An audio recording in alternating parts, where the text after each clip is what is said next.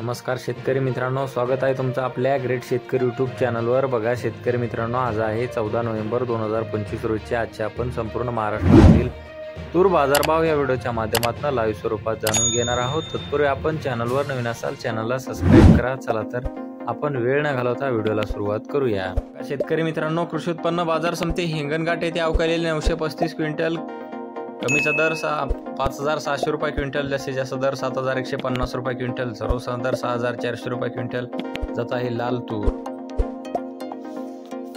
बघा शेतकरी मित्रांनो, कृषी उत्पन्न बाजार समिती मलकापूर येथे जास्तीत दर 6850 रुपये क्विंटल जात आहे लाल तूर। बघा तसे पुढील बाजार समिती सावनेर येथे अवकालेले 55 क्विंटल, कमीचा दर 6368 रुपये क्विंटल, जास्तीत जास्त दर 6545 रुपये क्विंटल जात आहे लाल तूर। बघा तसे पुढील बाजार समिती आहे चांदूर बाजार येथे अवकालेले 137 क्विंटल, जास्तीत जास्त दर 6750 रुपये क्विंटल, सर्वसाधारण दर 6120 रुपये क्विंटल जात आहे लाल तूर।